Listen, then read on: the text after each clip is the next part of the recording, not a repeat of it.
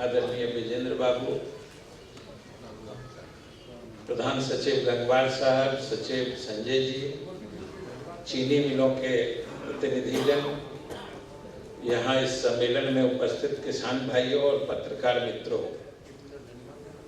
संयोग ऐसा है कि गन्ना किसान यहाँ पर उनका प्रशिक्षण एवं सम्मेलन है और माननीय मुख्यमंत्री जी ने जो हमें जो दो महत्वपूर्ण विभागों का प्रभार दिया है और प्रभारी बनाया है, वो सिंचाई एवं कृषि विभाग है, जिसका सीधा संबंध इस विभाग से गन्ना उद्योग या गन्ना किसानों से। क्योंकि देखिएगा कि जितने भी फसल होते हैं उसमें जिसमें सिंचाई की सबसे अधिकतम जिसमें आवश्यकता होती है उसमें से गन्ना है। इससे ज़्यादा पानी की जरूरत किसी फसल के लिए नहीं होती, लगभग धान से भी ज़्यादा, चावल से भी ज़्यादा होती है। और इसीलिए बिहार में भी देखिएगा कि जो मुख्य रूप से गन्ना उत्पादन का क्षेत्र है, पश्चिम चंपारण है, उसके बाद गोपालगंज है, फिर पूर्वी चंपारण है, ये सब भी लगभग नहर से ही सिंचाई होती है, जो सिंचाई विभाग देती है। इसलिए गन्ना उत्पादन के अर्थशास्त्र को दुरुस्त रखने में सिंचाई विभाग की भी महत्वपूर्ण भूमिका है, क्योंकि सिंचाई के लिए जो जल उपलब्ध होते हैं उसमें जितने तरीके हैं, चाहे आप ट्यूबवेल में डीजल से जो पंपिंग सेट से पटाते हैं या फिर बिजली का मोटर लगा के पटाते हैं और फिर नहरों से जो सिंचाई होती है, लगभग 8 गुना 10 गुने खर्च का अंतर आता है। और सब लोग को अगर पंपिंग सेट से पानी पटा के गन्ना उत्पादन करना पड़े तो पूरा गन्ना उत्पादन का अर्थशास्त्र बिगड़ जाता है। तो इसलिए हम लोग कैनाल से जो पानी देते हैं वो सबसे सस्ता पानी होता है और हम लोग कोशिश में लगे रहते हैं कि जितना अधिक से अधिक क्षेत्र में, और क्योंकि इसमें 5-6 बार पानी देने की भी जरूरत होती है, और हम गन्ना किसानों से विशेष रूप से आग्रह करेंगे कि सिंचाई के मामले में भी जो आजकल आधुनिक तकनीक है जिसकी चर्चा हो रही थी, ड्रिप इरिगेशन की, जिसमें पानी की बचत होती है, या फिर कृषि विभाग की तरफ से भी जो आपका गन्ना उत्पादन या आप जो खेती करते हैं यह अधिक से अधिक लाभकारी कैसे बन करे, इसमें कृषि विभाग की भी महत्वपूर्ण भूमिका है कि आप उसमें अंतर्वर्ती खेती जो करते हैं, जो बता रहे थे कि आलू की खेती हो सकती है, प्याज, लहसुन, या आजकल मेंथा की भी खेती बहुत ज़्यादा हो रही है। इसलिए ये सब अंतर्वर्ती खेती करके और सिंचाई के पानी की जो न्यूनतम आवश्यकता होती है उसके लिए जो आधुनिक तकनीक है उसको अपना के आप ये गन्ना जो आप उत्पादन करते हैं इसको और अधिक लाभकारी बना सकते हैं। इसलिए आज के सम्मेलन में बस हम यही खास तौर से गन्ना किसानों से सरकार की तरफ से आग्रह करते हुए कि आप चाहे सिंचाई का मामला हो या खेती का मामला हो, उसमें आधुनिक तकनीक और आधुनिक सोच का उपयोग करिए, जिसके लिए आज का यह प्रशिक्षण कार्यक्रम आयोजित है। और अंत में फिर से मैं इस गन्ना उद्योग विभाग को धन्यवाद देते हुए कि उन्होंने इस तरह के कार्यक्रम का आयोजन किया, हमें भी माननीय मुख्यमंत्री जी के साथ हमें भी भाग लेने का अवसर दिया, और अंत में किसानों को से यही आग्रह करते हुए कि इस सम्मेलन की सफलता इसी बात पर निर्भर करेगी कि आप यहाँ से जो आपको बताने, प्रशिक्षण देने, जानकारी देने के लिए लोग आए हैं, कोयम्बटूर से चल के ICAR के डायरेक्टर साहब आए हुए हैं, जो राजेंद्र एग्रीकल्चर यूनिवर्सिटी के लोग हैं, इन लोगों से आप जो आधुनिकतम जानकारियां हैं या खेती को अधिक से अधिक लाभकारी बनाने के जो तरीके आपको बताएंगे उनको समझकर प्रशिक्षित होकर आप अधिक से अधिक आप इसका लाभ लीजिए। इसी शुभकामना के साथ बहुत बहुत धन्यवाद। Thank you sir. अब मैं माननीय मुख्यमंत्री श्री नीतीश कुमार जी से निवेदन करती हूँ कि वे अपने अभिभाषण द्वारा सभी किसान और चीनी मिल प्रतिनिधियों एवं सभी आगंतुकों को संबोधित करें। सर।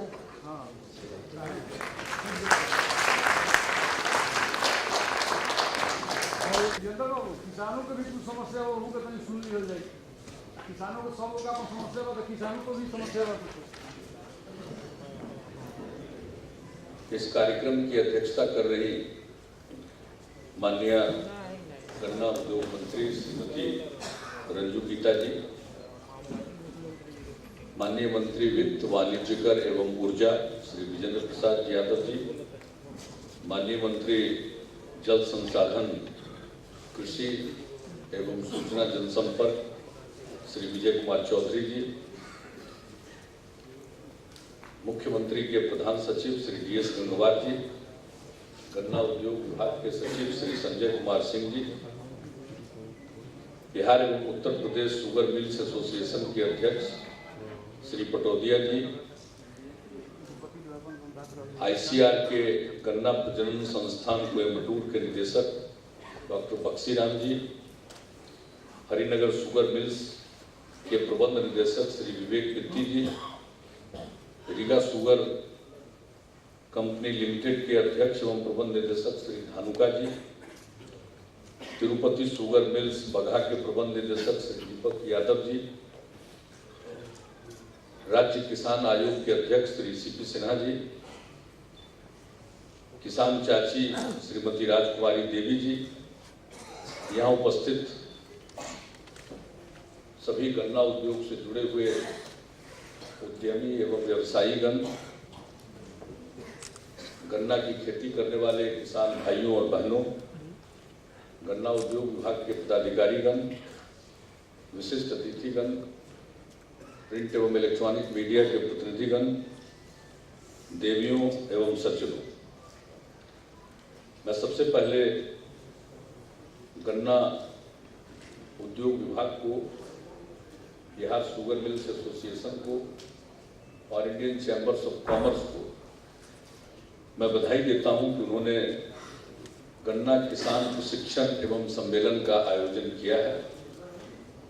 और आज का विषय है चीनी उत्पादन, लक्ष्य, चुनौती एवं राह।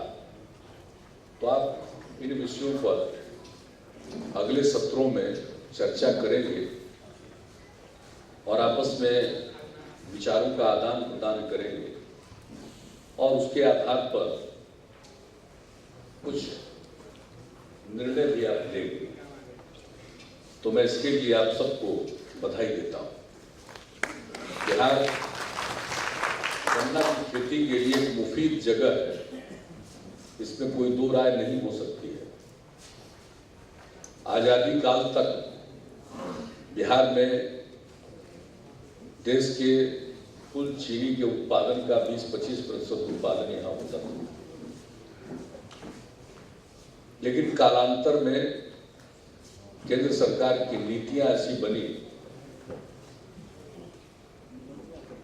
जो गन्ना उद्योग बिहार और यूपी में मुख्यतः स्थापित थे, वो ज्यादातर पश्चिम के राज्यों में और दक्षिण के राज्यों में जाने लगे, खासकर महाराष्ट्र में, जिसका जिक्र वक्ताओं ने किया है। तो जो केंद्र की नीतियां थी उसके चलते अन्य राज्यों में चीनी उद्योग विकसित हुआ और जो गन्ना की खेती के लिए मुफीद जगह थी वह पिछड़ गया। अब बिहार और यूपी में गन्ना की खेती करना सरल है, आसान है। उतने ज्यादा गन्ना की खेती में पटवन की जरूरत नहीं पड़ती है जितनी आवश्यकता महाराष्ट्र में पड़ती है, लेकिन केंद्र की नीतियों के चलते ऐसा हो गया, हम पिछड़ गए। तो ठीक ही कहा पटोदिया जी ने, जब 2005 में नवंबर में हम लोगों को काम करने का अवसर मिला तो हम लोगों की कोशिश हुई कि गन्ना उद्योग को हम यहाँ बढ़ाएं। और मुझे खुशी है कि गन्ना उद्योग का विकास हुआ है बिहार में। जो 32,000 टन TCD की क्षमता थी वो बढ़कर 60,000 TCD की क्षमता हो गई। और जैसा आप बता रहे हैं कि जितनी हमारी क्षमता है चीनी मिलों की कुल मिलाकर, उतना गन्ना हमारे लिए उपलब्ध नहीं। तो जितने दिन तक चीनी मिलें चलाई जा सकती हैं, उतने दिन तक चीनी मिलों को चलाने के लिए हमारे यहाँ गन्ना की उपलब्धता नहीं। तो कालांतर में जो गन्ना की खेती कम गई, तो अब ये जो नई परिस्थिति आ रही है, इसमें गन्ना की खेती के लिए नए क्षेत्र भी आ सकते हैं, लेकिन नए क्षेत्र के आए बगैर जितने रकबे में गन्ना की खेती होती है, अगर हम बेहतर बीजों का इस्तेमाल करें और जो नई प्रजाति के का इस्तेमाल हम करेंगे, तो हमारी उत्पादकता बढ़ सकती है और जिसे रेट ऑफ रिकवरी कहते हैं, उसमें भी वृद्धि हो सकती है। हमारे पास एक फिगर इन्होंने दिया है और मैं देख रहा था कि जो रेट ऑफ रिकवरी है 1941 से लेकर 46 के बीच में बिहार में रेट ऑफ रिकवरी 10.60 था। अच्छा था, काफी अच्छा था, लेकिन अब वो घटते घटते घटते कभी घटता है, कभी थोड़ा बढ़ता है और 2006 से 11 के बीच में 9.15% पर हुआ और इस समय 11 से 14 के बीच में ये लगभग 9% पर है, 8.93%। जो आंकड़े मुझे अभी यही हरिनगर शुगर मिल्स लिमिटेड के द्वारा दिए गए हैं उसके हिसाब से, तो अभी काफी गुंजाइश है। तो अच्छे प्रभेद का इस्तेमाल करें तो उत्पादकता भी बढ़ेगी और रेट ऑफ रिकवरी भी हम बेहतर हासिल कर सकते हैं। तो जो चीनी मिलों की समस्या है, इन्होंने अपनी कैपेसिटी में जो वृद्धि की है, क्षमता में जो वृद्धि की है, उसके हिसाब से गन्ने की उपलब्धता हो सकती है और ज्यादा दिनों तक कृषि हो सकती है। तो मैं समझता हूं इन्हीं विषयों पर आप बैठकर चर्चा करेंगे और कोयम्बटूर से आए हुए जो हमारे साइंटिस्ट हैं, जहाँ के 2 प्रभेद का काफी प्रचलन हो रहा है यूपी में और उसकी शोहरत है, तो वे सब लोग आए हुए हैं, आगे इस विषयों पर विस्तृत आपसे चर्चा करेंगे। मैं मानता हूं कि गन्ना उद्योग, चीनी उद्योग इन दिनों संकट से गुजर रहा है। एक तरफ किसानों का पूरा भुगतान नहीं हो पा रहा है। मैं एक आंकड़ा देख रहा था कि जहां पिछले सीजन में कोई 99% से भी ज्यादा किसानों का भुगतान हो गया, वहीं इस सीजन में भुगतान 60% के करीब। तो किसानों की भी समस्या है और किसानों का लागत खर्च बढ़ रहा है खेती पर, तो वैसी स्थिति में उनकी भी समस्या है। अगर वो गन्ना का उत्पादन करते हैं तो उनको कीमत मिलनी चाहिए। और दूसरी तरफ ये गन्ना की खेती ऐसी है कि मुख्यतः यह निर्भर है चीनी मिलों पर। आप जो खेती करके गन्ना उपजाते हैं, वो अगर चीनी मिल न ले तो फिर संकट आएगा किसानों के सामने।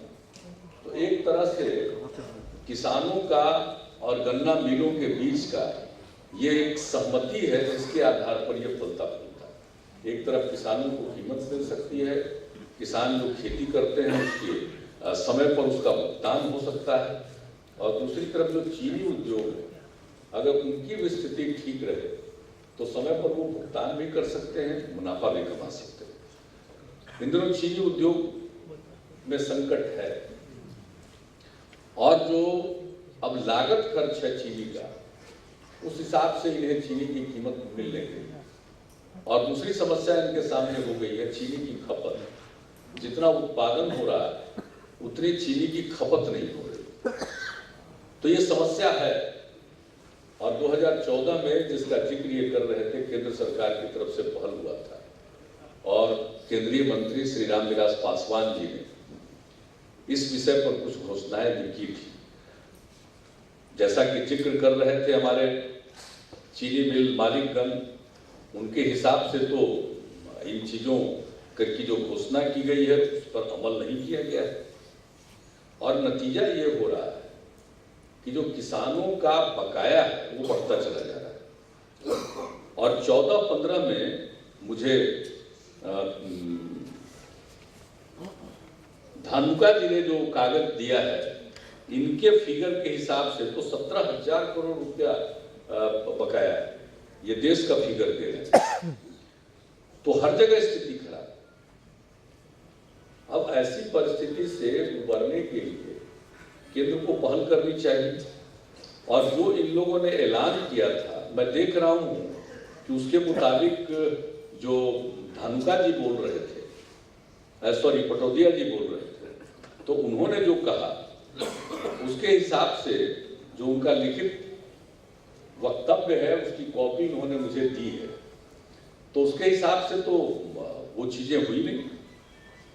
जो केंद्रीय खाद्य मंत्री ने जून 14 में चीनी मिलों को आर्थिक मदद देने हेतु 2 वर्षों में दिए गए एक्साइज ड्यूटी के बराबर इंटरेस्ट फ्री लोन देने की घोषणा की थी, लेकिन उसका अनुपालन अभी तक नहीं हुआ। तो आखिर गन्ना उद्योग की स्थिति को, क्योंकि गन्ना उद्योग के साथ किसान जुड़े हुए हैं, बहुत लोगों का रोजगार जुड़ा हुआ है, तो वैसी परिस्थिति में मैं भी इनकी मांग का समर्थन करता हूं। केंद्र सरकार को अपने द्वारा की गई घोषणा पर अमल करना चाहिए ताकि इनकी वायबिलिटी बढ़े, वरना ये बुरे हाल में रहेंगे। तो इनको जितना भी संभव हो उस प्रकार से सहायता इन्हें मिलनी चाहिए। अब अभी 16 अप्रैल को केंद्रीय खाद्य मंत्री ने फिर बैठक बुलाई है। पत्र मुझे आया है, मैंने रंजू गीता जी को कहा है कि आप जाएं, इनके साथ अधिकारी गण भी जाएंगे, और मैं यही चाहता हूं कि आप चीनी मिल की स्थिति के बारे में, किसानों की स्थिति के बारे में, दोनों की स्थिति के बारे में आप पूरी बात रखें और उनसे ये मांग करें कि केंद्र सरकार ने जो घोषणा की उस पर तो अमल होना ही चाहिए। और दूसरी एक समस्या जो मेरी समस्या आ गई है चीनी उद्योग पर, वो है इंपोर्ट। भाई उस चीज का इंपोर्ट किया जाता है जिसकी कमी हो देश में, तो चीनी की तो कोई कमी है नहीं, तो इसके इंपोर्ट का क्या मतलब? अगर मान लिया जाए कि कुछ लोगों के गले के नीचे विदेशी चीनी ही उतरती है, तो वैसे कुछ लोगों के लिए अगर कोई ब्रांडेड चीनी सीमित मात्रा में आती है तो किसी को कोई एतराज नहीं है, लेकिन आप बड़े पैमाने पर रॉ शुगर इंपोर्ट कर रहे हैं। शर्त यह है कि जितना रॉ शुगर वो इंपोर्ट करेंगे उसका एक एक दाना 3 महीने के अंदर एक्सपोर्ट करेंगे। तो अब देखना है कि एक्सपोर्ट हो रहा है या नहीं हो रहा। जो इंपोर्ट कर रहे हैं वो पूरे को एक्सपोर्ट कर रहे हैं या नहीं। अगर बाहर का रॉ शुगर आकर हमारे यहाँ रिफाइंड होकर लौट जाता है तो ठीक है, हमारे यहाँ कारोबार बढ़ेगा, लेकिन होता नहीं। आता है इस नाम पर कि हमारे यहाँ कारोबार बढ़ेगा, रॉ शुगर आ रहा है, उसको रिफाइन करके हम एक्सपोर्ट कर देंगे, वो आकर के यही ठहर जा रहा है। जब यहाँ ठहर जा रहा है तो पहले ही से पटौदिया जी को, धानुका जी को और दीपक है ना वो बघावा, इन लोगों के पास चीनी पहले से पड़ा है, और ये लोग तो इतने बड़े प्लेयर भी नहीं है। जो और बड़े बड़े चीनी बड़ी बड़ी चीनी मिले हैं, कुल मिलाकर के चीनी उद्योग के सामने जो संकट आया है, जब हमारा चीनी पड़ा हुआ है, अब बाहर का चीनी आ रहा है, तो आने क्यों देते हैं साहब? चीनी बताने दीजिए। तो देश की जितनी जरूरत है उससे ज्यादा तो हम पहले ही से उत्पादन कर रहे हैं, तो हमारी चीनी की खपत होगी, ज्यादा खपत होगी। और दूसरी बात है कि हमारी चीनी को निर्यात करने के लिए इनको निर्यात में पूरा प्रोत्साहन दीजिए। ये जिस रूप में भी चीनी को निर्यात करना चाहे, अगर इनको बाजार कोई मिल जाए, दुनिया के किसी कोने में अगर हिंदुस्तानी शुगर अच्छा लगता हो लोगों को, तो ऐसा अगर बाजार है तो इनको भेजने दीजिए और उसमें इनको सब्सिडी दीजिए, मदद दीजिए। क्योंकि आखिर चीनी उद्योग कैसे वायबल होगा, और चीनी उद्योग वायबल होगा तभी हमारे गन्ना किसान को भी लाभ होगा, क्योंकि ये दोनों का अन्योन्याश्रय संबंध है। एक को लाभ होगा और दूसरे को घाटा होगा तो ये संबंध चलेगा नहीं। हमारे लिए तो चाहिए कि दोनों को लाभ, और जिन इलाकों में गन्ना की खेती होती रही है परंपरागत तौर पर, वहां तुलनात्मक दृष्टिकोण से समृद्धि आई है पहले, इसलिए गन्ना की खेती तो होनी चाहिए और चीनी मिलों का विकास होना चाहिए। लेकिन जो चीनी मिलों के सामने जो संकट आया है, तो मेरी समझ से एक तो केंद्र सरकार इन्हें सहायता प्रदान करे। अब मंच पर बैठे बैठे उन्होंने बताया भाई महाराष्ट्र के चीनी मिलों को आपने राहत दे दी और बिहार और यूपी के चीनी मिलों को राहत क्यों नहीं दी? तो रंजू गीता जी जाएंगी बिहार की तरफ से, पूरा बोलेगी, कहेगी कि भाई इसमें भेदभाव मत करिए, इसमें सबको राहत दीजिए, और जो आपने वादा किया है, जो घोषणा की है, उस पर तो अमल करिए। कहीं ये चुनाव के बाद भी चीनी मिलों के लिए घोषणा का वही हश्र हो रहा है जो चुनाव के दौरान लोग काले धन के बारे में कर रहे हैं, इसी प्रकार का हश्र हो। और बाद में जब बहुत पूछिएगा तो कह देते हैं लोग कि जुमला है, कि जुमलेबाजी से सरकार चलती है, शासन चलता है। जो कर सकते हैं उसका ऐलान करिए। आज तक हम लोगों ने इतने दिनों में जो नहीं कर सकते उसका ऐलान नहीं किया, और जब ऐलान कर लिया तो चाहे जो भी हो जाए उसको करेंगे, चाहे जितनी मुसीबत आ जाए, करना चाहिए। पिछले बार में जो भी संभव हुआ हम लोगों से सब्सिडी, सहायता, टैक्स कंसेशन, हम लोगों ने कहा कुल मिलाकर के 32 रुपया पर क्विंटल पड़ता था, वो हम लोगों ने दिया है। मैं मानता हूं कि आज जो संकट है उसके हिसाब से जो कुछ हमसे संभव था, हमारी सीमाओं में था, राज्य सरकार की सीमाओं में था, वो किया गया है। लेकिन आगे भी जो आवश्यकता होगी हम लोग इस बात के लिए खुले हैं। लेकिन सबसे पहले मैं कहूंगा कि हम इंतजार करेंगे, केंद्र सरकार ने जो वचन दिया है उसको निभाए, इसकी मांग करेंगे, और उस मीटिंग में इस बात को रखा जाएगा और हम देख लेते हैं कि वो क्या करेंगे। इसके बाद बिहार में भी चीनी उद्योग के साथ एक अलग बैठक होगी, और जैसा कि अभी विजेंद्र जी ने भी कहा, जो इलेक्ट्रिसिटी ड्यूटी के सवाल को भी इन लोगों ने हमारे बगल में भी उठाया कि दोहरा नहीं होना चाहिए, कंज्यूमर से भी लेंगे और प्रोड्यूसर से भी लेंगे। तो ये सारी बातें या अन्य और मसले हम समय समय पर चीनी मिलों के साथ, एक उद्यमी पंचायत में भी चीनी उद्योग का मसला था, उसमें भी सारी बातें हुई है। जो राज्य सरकार की तरफ से उद्यमी पंचायत में जो बात कही गई है, उन चीजों पर हम अमल करेंगे, उसके पीछे नहीं हटेंगे। एक बार जब कोई बात हो गई, निर्णय हुआ, जहां तक मेरी जानकारी है उन पर अमल किया गया, लेकिन फिर भी हम लोग एक बार और बैठे। और दूसरी बात, किसानों के हित में जो आज सर्टेन जो वैरायटी की बात हम कर रहे हैं कि अच्छी उत्पादकता है और रिकवरी रेट भी बेहतर है, तो हमारे यहाँ तो कुछ है। अब कोयम्बटूर के साइंटिस्ट आ गए, लखनऊ नजदीक है, लखनऊ के साइंटिस्ट पता नहीं आप लोगों ने बुलाए आए हुए, तो वो लोग भी बताएंगे। हमारे यहाँ जो ICAR का लखनऊ है गन्ना अनुसंधान केंद्र, मुझको भी कृषि मंत्री के रूप में वहां जाने का अवसर मिला है, तो मैं गया हुआ हूँ वहां। तो उनका जो यहाँ स्टेशन है उसके माध्यम से, और फिर हम लोगों ने राजेंद्र एग्रीकल्चर यूनिवर्सिटी पूसा में भी राज्य सरकार के मदद के द्वारा अलग से एक सेंटर हम लोगों ने स्थापित किया है गन्ना पर अनुसंधान के लिए।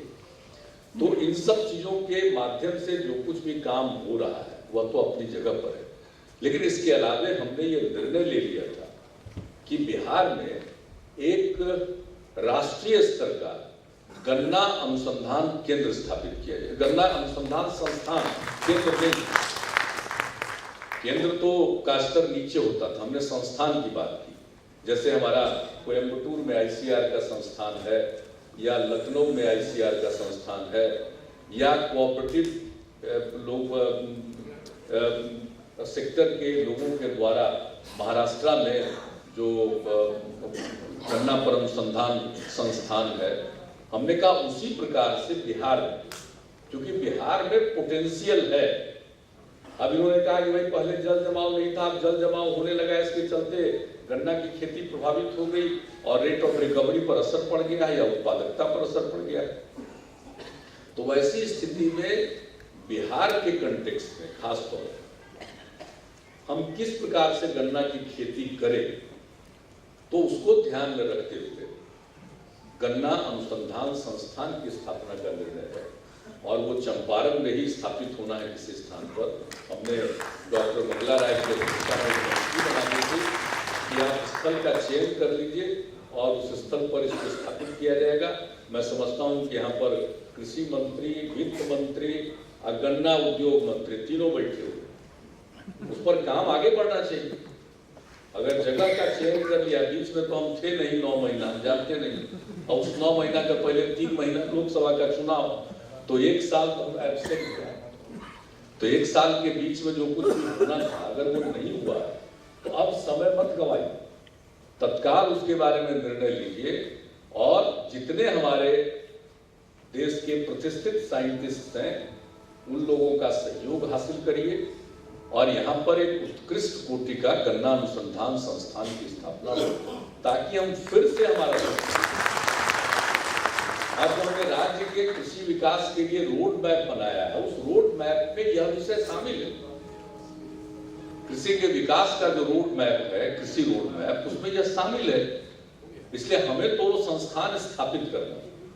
तो एक तरफ गन्ना किसान लाभान्वित हों, गन्ना की खेती बढ़े, जो खेती करते हैं उनको लाभ ज्यादा मिले, और दूसरी तरफ हमारे यहाँ के गन्ना उद्योग मुनाफे में चले, समय पर किसानों का भुगतान करें, यह हम लोगों का लक्ष्य। और आज के इस अवसर पर मैं समझता हूं कि आप सब लोग बैठकर पूरी चर्चा करेंगे और राज्य सरकार की तरफ से जो पहल की जानी है, हम पूरे तौर पर आपको आश्वस्त करते हैं कि ये हम पहल करेंगे।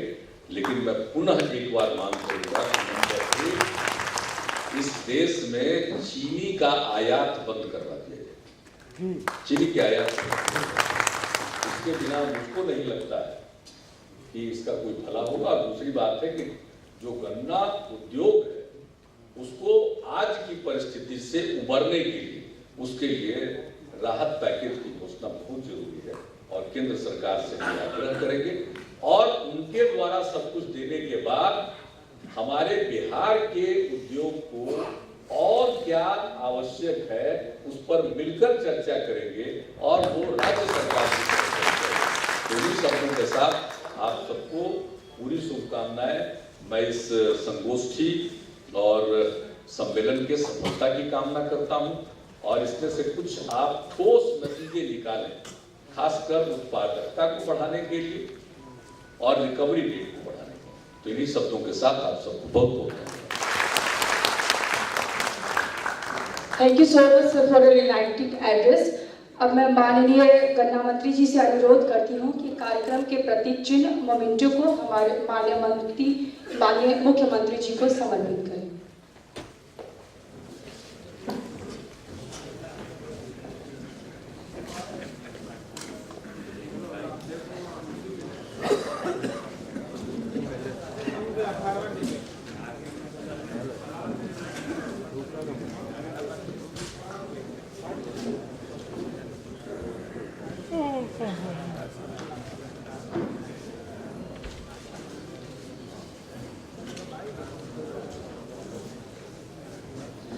Thank you so much ma'am. अब मैं सीबी पटोरिया जी से निवेदन करती हूँ कि वो माननीय मंत्री श्री विजय कुमार चौधरी जी को मेमेंटो समर्पित करें।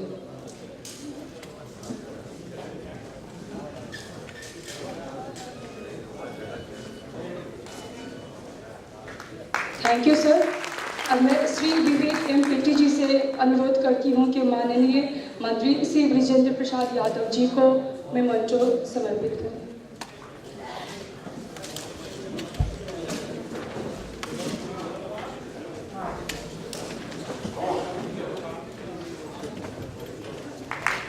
Thank you so much sir. अब मैं श्री ओपी धानुका जी से निवेदन करती हूँ कि वह माननीय मंत्री डॉक्टर राजू वीणा जी को मेमेंटो समर्पित करें।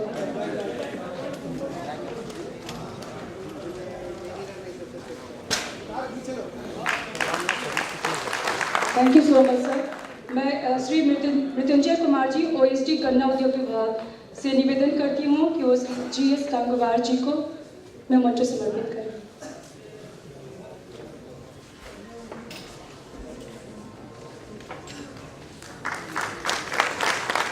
Thank you so much sir. मैं श्री SN लाल जी से निवेदन करती हूँ कि वह अध्यक्ष राज्य किसान आयोग को एक मंच समर्पित करें।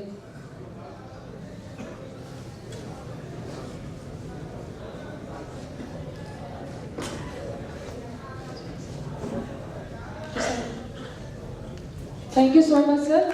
मैं लाल सर से पुनः निवेदन करती हूँ कि किसान चाची जी को भी एक में मंच समर्पित करें।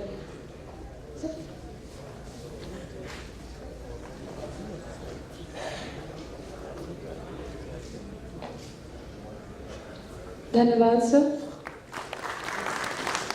मैं पुनः निवेदन करती हूँ लाल सर से कि वो पटोदिया सर को एक मेमोंटो कार्यक्रम के प्रतीक चिन्ह के रूप में समर्पित करें।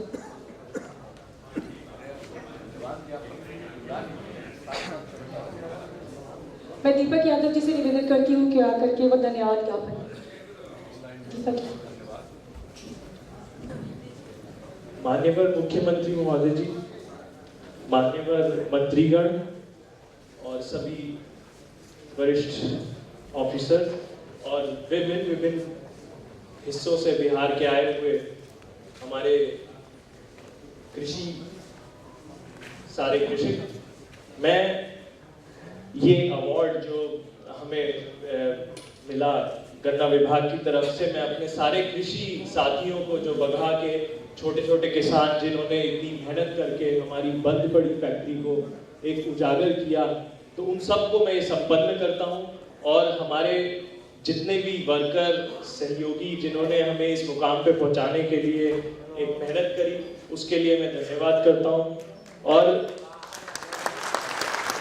मैं इस अवार्ड को डेडिकेट करना चाहता हूं हमारे मुख्यमंत्री श्री नीतीश जी के लिए, क्योंकि सिर्फ उन्हीं की सोच और ऑनेस्ट और डेडिकेटेड हार्ड वर्क की वजह से, जो उन्होंने बिहार के लिए एक विजन रखा कि हम जब 2005 में आए वहां से आज यहाँ तक कैसे पहुंचे, जो उनका विजन था, उसकी वजह से ये सब संपन्न हो पाया कि हम लोगों ने एक बंद पड़ी एकदम सबसे बदतर चीनी मिल को हम आज बिहार की नंबर 1 रिकवरी वाली फैक्ट्री बना के उनसे अवार्ड पा सके।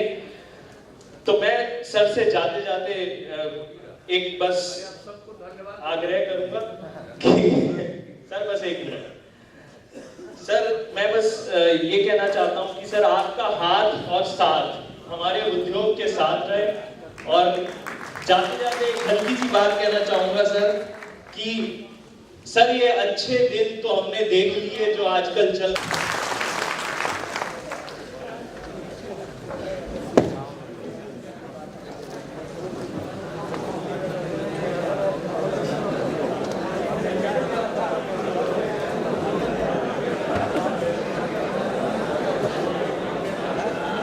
छोटा सा चाय ब्रेक, इसके बाद हम आएंगे अपने ट्रेनिंग सेशन के लिए 15 मिनट के अंदर।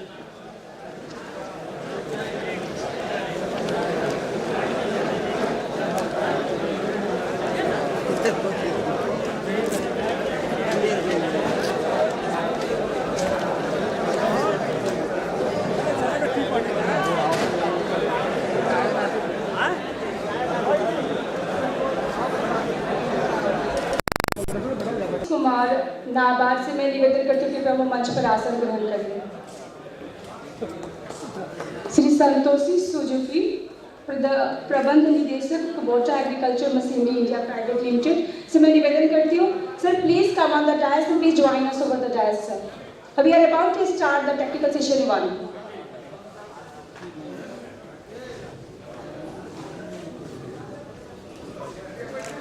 जा रहे हैं। सभी गन्ना विभाग के पदाधिकारियों से अनुरोध है कि वो अधिवेशन भवन में जहां पर भी किसान हैं उनको बुलाकर हॉल में बैठाने का कष्ट करें, ताकि हम लोग प्रशिक्षण सत्र के आयोजन की जिम्मेवारी दी गई है। उनसे मेरा निवेदन है कि सभी लोगों को जो पार्टिसिपेट्स हैं उनको शांतिपूर्वक बिठाएं और जो भी प्रशिक्षण लेने आए हैं किसान भाई उनको ये सोचना चाहिए कि सरकार की खासी राशि के व्यय के बाद इस तरह का आयोजन होता है और ये आपके लाभ के लिए होता है। उसकी जानकारी आपको देंगे, खास करके ड्रोन वैरायटी 0238, 0118 और भी अन्य काम जो कर रहे हैं उसको बताएंगे। और आपके मन में कोई भी शंका समाधान करना हो इनसे प्रश्न पूछिएगा जरूर, उस वक्त आप एक एक करके बताइएगा अपनी बात, ये आपको जवाब भी देंगे, आपके शंका समाधान भी करेंगे वैरायटी के बारे में। डॉक्टर बक्सीराम और सभी उपस्थित अधिकारीगण एवं किसान भाइयों, प्रजाति जैसे कि मैंने सुबह भी बताया कि प्रजातियों का एक विशेष योगदान है किसी भी खेती के अंदर, चाहे वो गन्ना की खेती हो चाहे किसी भी फसल की खेती हो। प्रजाति उसके अंदर करीब करीब 60% कंट्रीब्यूशन प्रजातियों का होता है या प्रभेद का होता है। बाकी सारे जितने भी प्लांट प्रोटेक्शन के या फसल उत्पादन या फसल रक्षा के जो भी तकनीकी है उसमें वो सब 40% का होता है। यानी कि कृषि से संबंधित समस्या जितनी भी है वो 60% तक प्रजातियों से सोल्व की जा सकती है। प्रतिशत एरिया में एकदम से समस्या आएगी तो कोई भी प्रजाति 40% से ज़्यादा क्षेत्रफल में नहीं होनी चाहिए। 30% एक आइडियल है कि 30%, इसीलिए 3-4 जो अच्छी प्रजातियां हैं वो अपनानी चाहिए। जो वैरायटी की डिटेल्स है वो हमारे जो करनाल केंद्र के अध्यक्ष आए हुए हैं वो आप लोगों को बताएंगे। मैं जनरल बातें आप लोगों से करूँगा। तो 40 प्रजातियां जो बिहार में है उसमें से सबसे ज़्यादा क्षेत्रफल रिजेक्टेड वैरायटी का करीब 22%। तो इतना बड़ा कारण है कम पैदावार का, क्योंकि 22% एरिया रिजेक्टेड वैरायटीज का है। और ये रिजेक्टेड वैरायटीज उन्हीं किसानों के पास है जो कि लघु है या सीमांत है। तो शुगर इंडस्ट्री का या केन डेवलप डिपार्टमेंट्स का एक जो टारगेट होना चाहिए वो लघु किसान या छोटे किसानों को होना चाहिए। और उसी के कारण जो 238 या 118, 239 जो भी ये प्रजाति है 50-11 हो रहे उनके जो गन्ने की मोटाई है, इसीलिए उसका ज़्यादा उत्पादन है। दूसरी वैरायटी बहुत सी, यदि हम 1918 से बात करें तो करीब 381 वैरायटी रिलीज की गई है उत्तरी भारत में, परंतु कितने खेतों में चली उसको हम उंगलियों पे गिन सकते हैं। बहुत सी वैरायटी आई और चली गई। उसका कारण यही है कि उनकी जो पैदावार की बढ़ोतरी है वो एक मार्जिनल है, उसके लिए किसान लालायित नहीं होता है। परंतु जैसे ही 238 वैरायटी आई जिसकी पैदावार 20% ज़्यादा थी, किसान ने उन्होंने उसको हाथों हाथ अपनाया। वो पंजाब से लेके और बिहार तक, इवन कि उड़ीसा में भी इसका क्षेत्रफल है, मध्य प्रदेश में भी इसका क्षेत्रफल है। वो इसीलिए अपनाया कि उसके अंदर एक बहुत ज़्यादा इम्प्रूवमेंट था पैदावार के अंदर। दोनों चीज जब ही बढ़ सकती है गन्ने के अंदर, यील्ड और रिकवरी जब ही बढ़ सकती है जब उसकी थिकनेस को बढ़ाया जाएगा। ये उत्तरी भारत के वैज्ञानिकों के लिए ये मेरी सलाह है कि इसके ऊपर ध्यान देना चाहिए। जो किताबों में लिखा है उसको भूल जाइए। ये मेरे अपने एक्सपीरियंस के आधार पर बोल रहा हूँ, उसके लिए मैंने बहुत समय बताया है। और इसी का कारण है कि हमारी, और ये सिद्ध भी कर दिया है, 238 या 118 ने सिद्ध कर दिया है कि जो मैं कह रहा हूँ उस बात में सच्चाई है। तो ज़्यादा समय अब मैं नहीं लूँगा क्योंकि मेरे को अभी जाना भी है। यदि किसान भाइयों की कोई समस्या है तो उनका जवाब मैं जरूर देना चाहूँगा।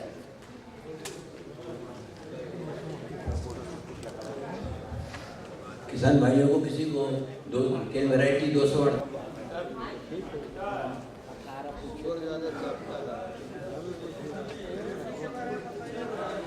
पहले वो खड़े हुए थे उनकी बात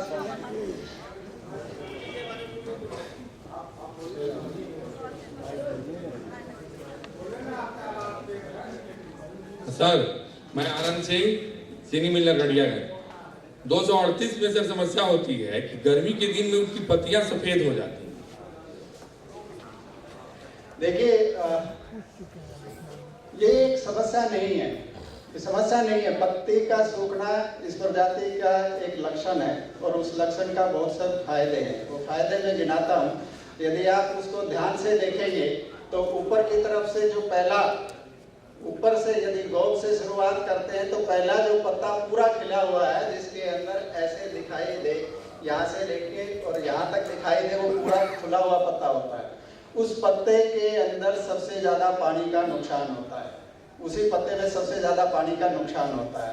ये प्रजाति क्या करती है, उसी पत्ते के आधे हिस्से को या 1/3 को या 3/4 तक, 3/4 तक सुखा देती है। पत्ता सूख गया, पानी का नुकसान कम हो गया, पानी की बचत हुई, उस बचत किए हुए पानी को अपने बढ़वार के अंदर इस्तेमाल करती है। यदि आप 10 वैरायटी एक साथ लगा दें, उसके अंदर बीच में ये वैरायटी है, तो गर्मियों के दिनों में जब दूसरी प्रजातियां बढ़ती नहीं है, सिर्फ टिल्डिंग करती है, उस टाइम इस प्रजाति की बढ़वार बढ़ती है।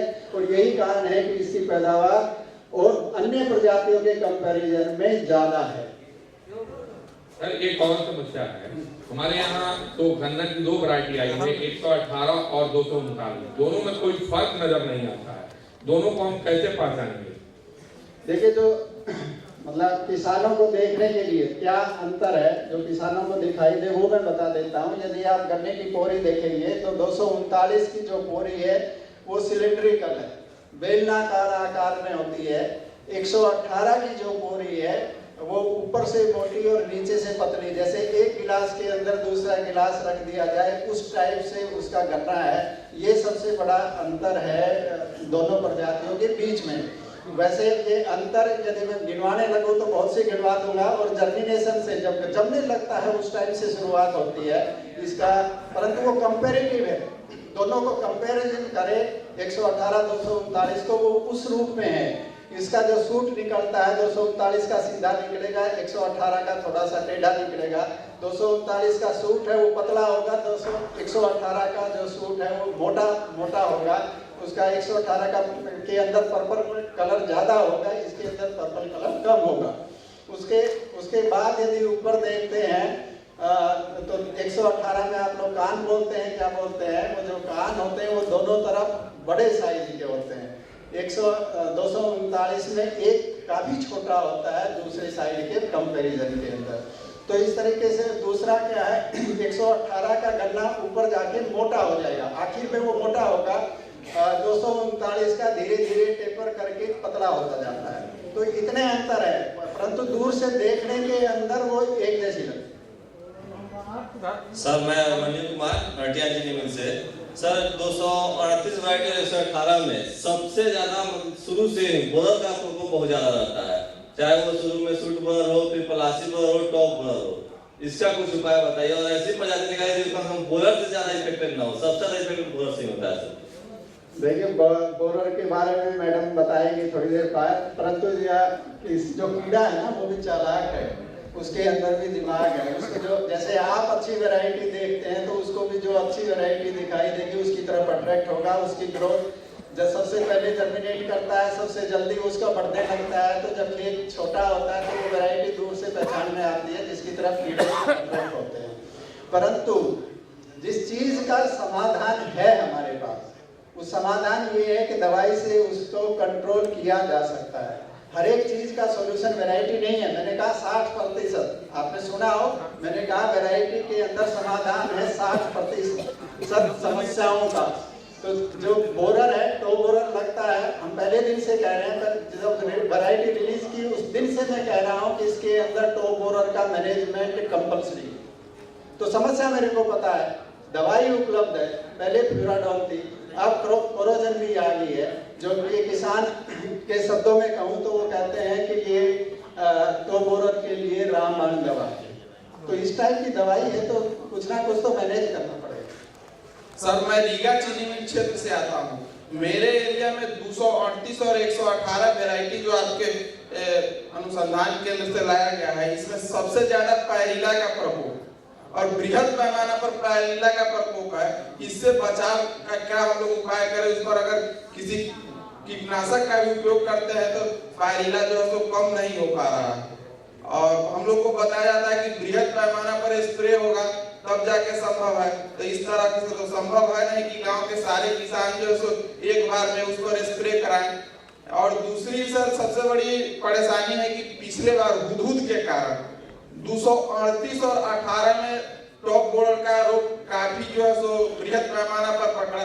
जिसके कारण हम लोग के चीनी मिल का जो क्षेत्र है उसमें 75% 238 और 118 गन्ना जो है सो नुकसान हो गया। तैयार गन्ना जो है सो जुलाई आधा अगस्त तक ठीक था और अगस्त सितंबर अक्टूबर 2.5 महीना में जो है सो घट करके 75% पर उसका ग्रोथ आ गया। जो 100% अगर गन्ना तैयार था ऊपर से गल करके 75% पर आ गया है। फ्यूराडोल 13 किलो प्रति एकड़ जून के आखिरी सप्ताह से जुलाई के पहला सप्ताह के बीच में उसका इस्तेमाल करिए। यदि फ्यूराडोल आपको कोराजन मिलती है, महंगी दवाई है, मिलवाल उस कंपनी को मैंने बहुत रिक्वेस्ट की जब मैं करनाल में था कि इसकी कीमत मत बढ़ाइए, परंतु वो ज़्यादा प्रॉफिट लेने के लिए हर एक साल उसकी कीमत बढ़ाते जा रहे हैं। यदि कोरोजन का इस्तेमाल करते हैं तो अप्रैल के आखिरी सप्ताह से लेके मई के पहले सप्ताह के बीच के अंदर उसका इस्तेमाल करिए। वो 2-3 ब्रूड तक उसको कंट्रोल करता है। ये इससे जुड़ा हुआ एक छोटा सा है कि जो बताया साथी ने, हम लोग ले सकता, लेकिन मिनिमम सर्वाइवल पीरियड उसका क्या है और कब वो रिजेक्ट हो जाएगा। सूबे बिहार में आप कह रहे हैं कि 33% गन्ना रिजेक्टेड वैरायटी की खेती हो रही है, तो निश्चित रूप से हमारा हरासमेंट हो रहा है। तो जो आप गन्ना इंट्रोड्यूस कर रहे हैं, मिनिमम कितने साल तक वो जिंदा रहेगा? नहीं तो इस साल मैंने रोपा, अगले साल कह दिया फैक्ट्री की रिजेक्ट हो गया। और रिजेक्ट करने का अधिकार किस लेवल पर नहीं है? देखिए, ऐसा कभी भी नहीं होता है कि नई प्रजाति रिलीज की और अगले साल वो रिजेक्ट हो गई। ऐसा नहीं होता है। रिजेक्ट होने के कारण है, कुछ कारण है। पहली बात ये है कि वैज्ञानिकों को अच्छी तरह सोच समझ के उसका रिलीज करना चाहिए, उसमें कोई कमी नहीं होनी चाहिए। क्योंकि यदि वैज्ञानिक के हैसियत से आप पूछते हैं तो मेरा पहला कर्तव्य है किसान का नुकसान को बचाना। उसमें वो मुख को चौपट कर देता है, गन्ने को चौपट कर देता है। क्या जाता है? उस लतर जो होता है, जो क्या बोलते हैं जी, लतर बोलते हैं, ट्रिपल बोलते हैं, टीडा,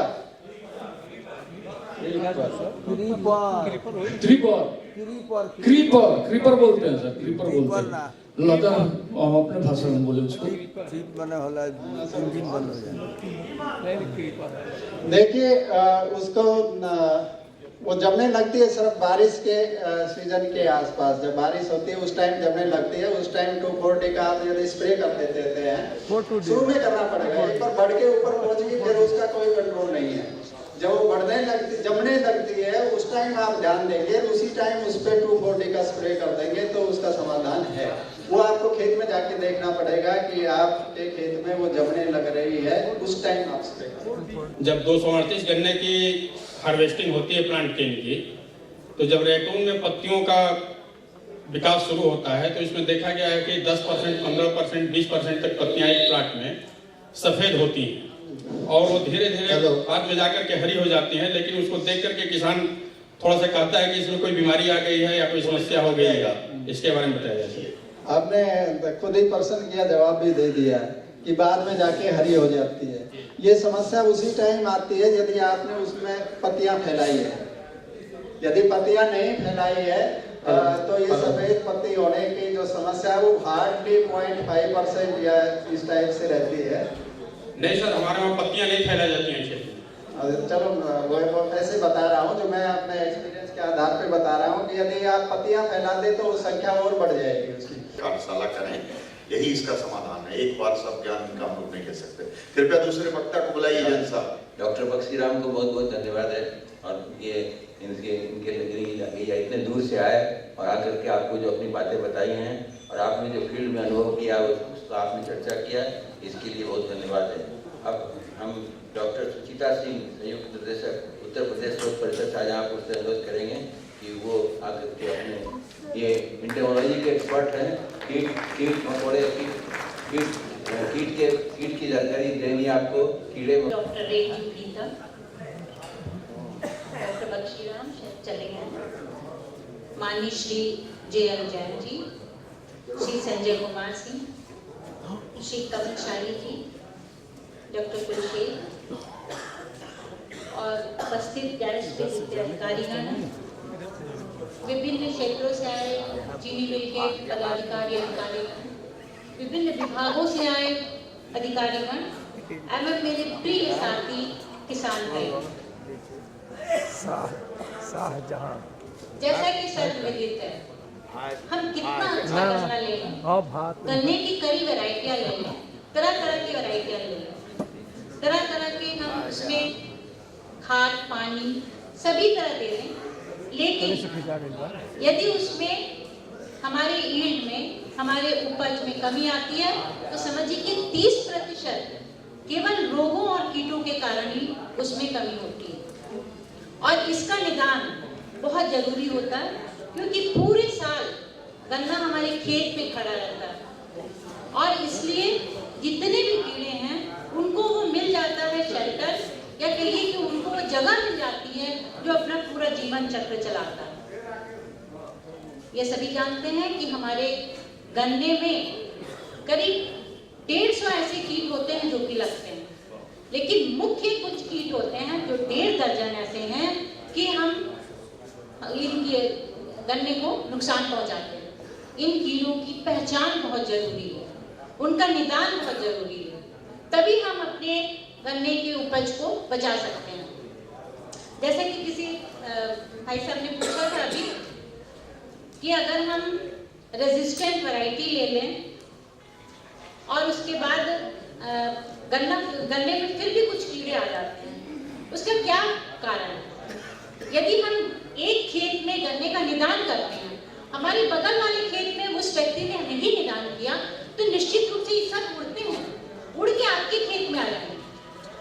और इसी तरह जैसे बीच में आ गया था एक जिसको वुली एफिड कहते हैं, वो आ गया था। वो कहाँ से आए थे कीड़े?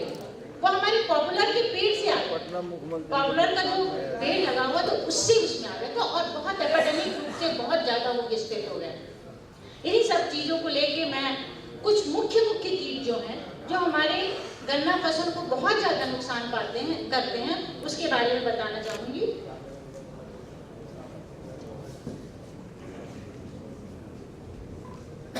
पूरा गन्ना ये खत्म हो जाता है।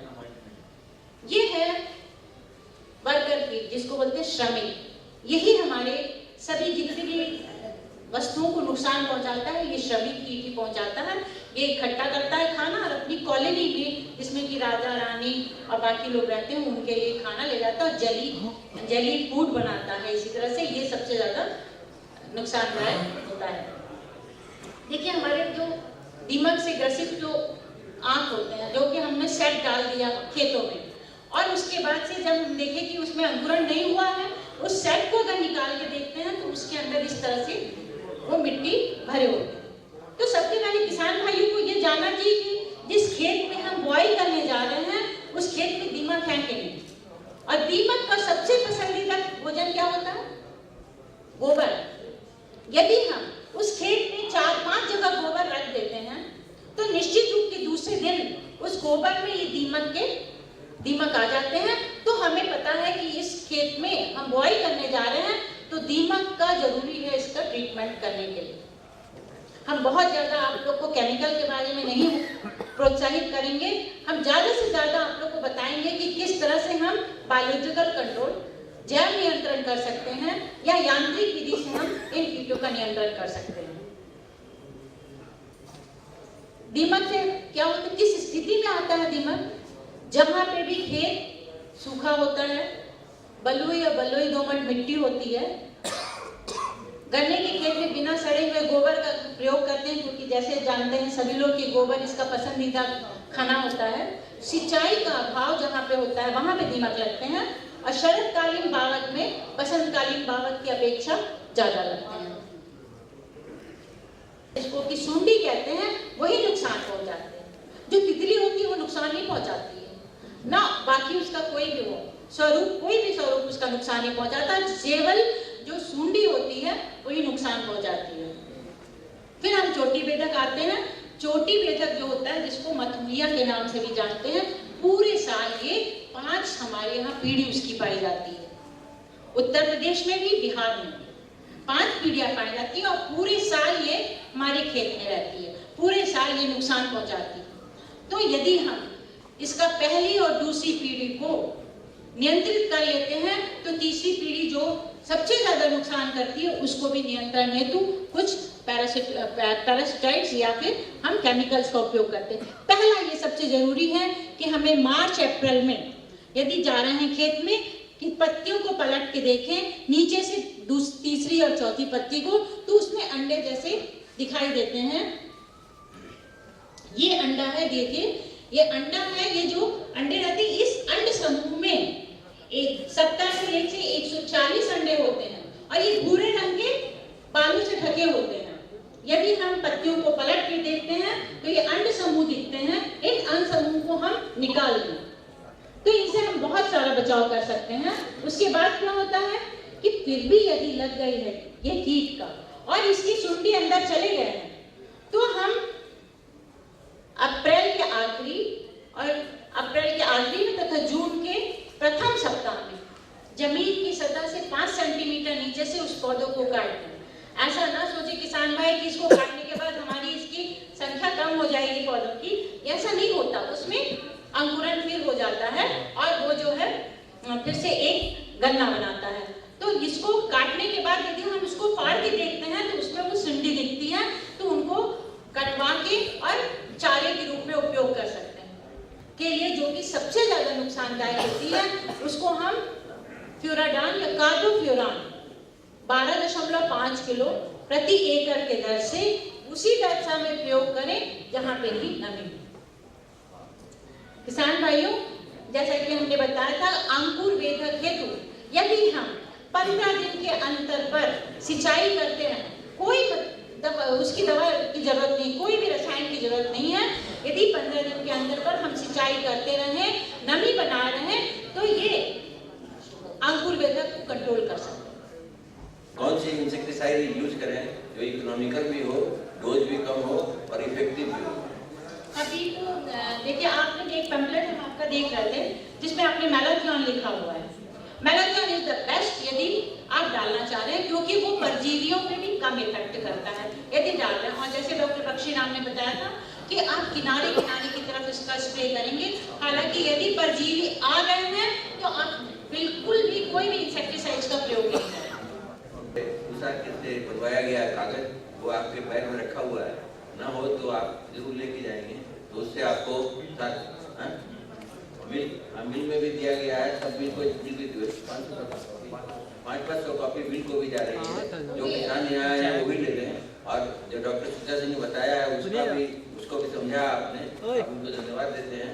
और थैंक यू। अच्छा बोला आपने।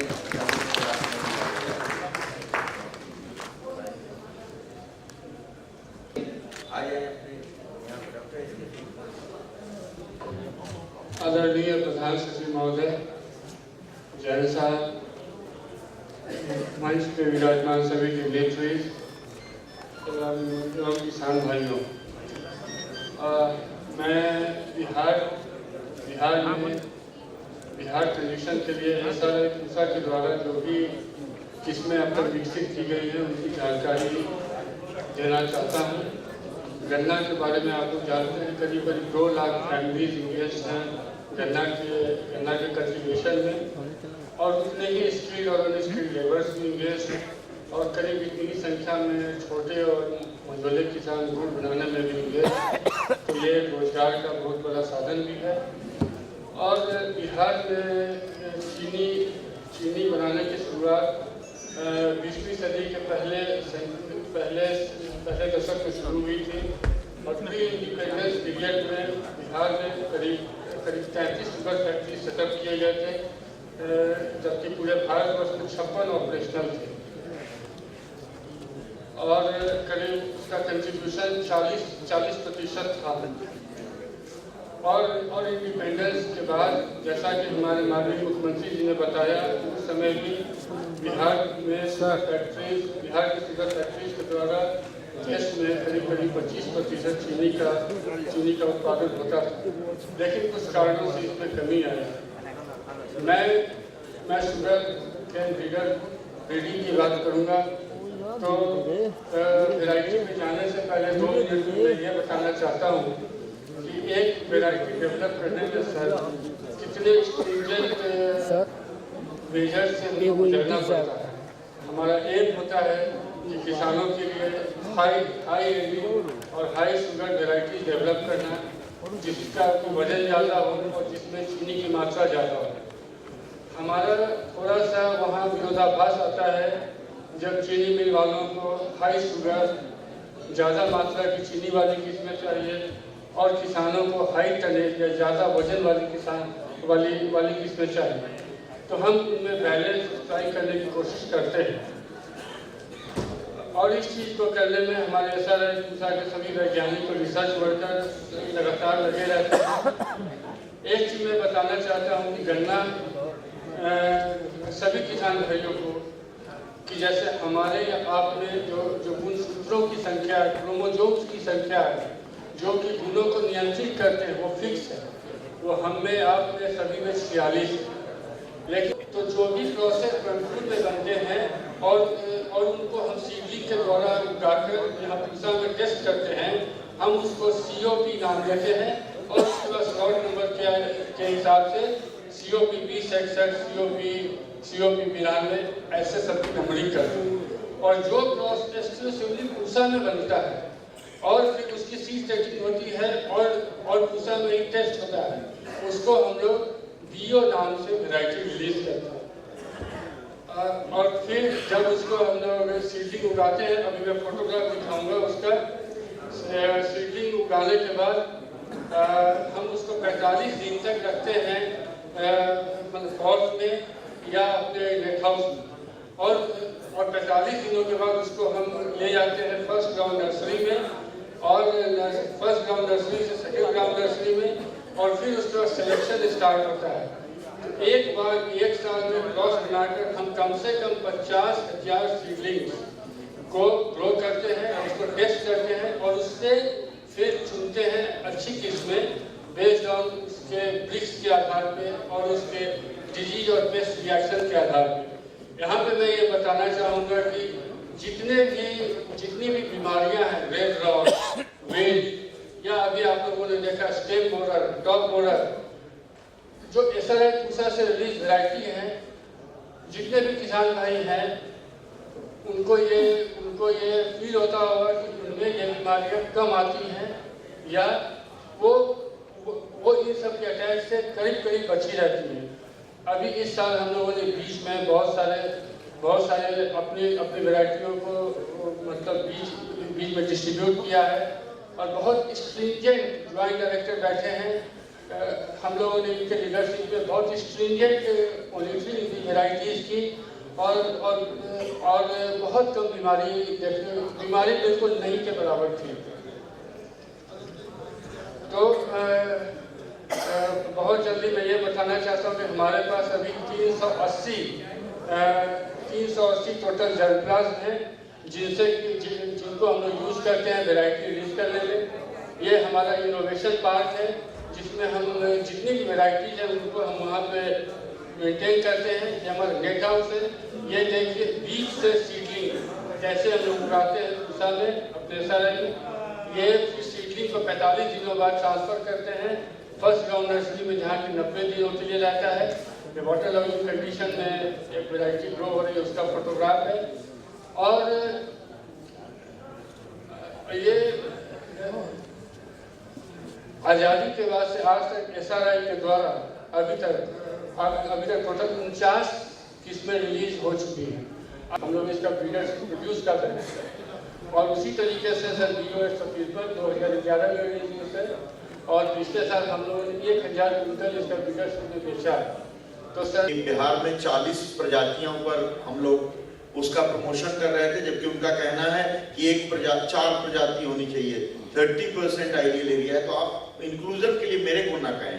हमने 11 लाया है, बहुत मुश्किल से 40 को। आप प्रशिक्षित कीजिए और जगह दीजिए काइंडली। वो खुद ले आए सर की थोड़ी प्रमोशन भी होगा। और ये जो बिहार के लिए थैंक यू डॉक्टर।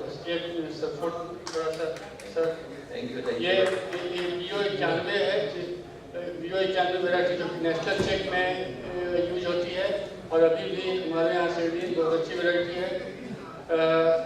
ये इसकी जो आँखें हैं वो तिकोना और प्याजाकार होती है। ये BO 110 अभी भी किसान इसको लगाते हैं। Thank you short of time sorry बस और ये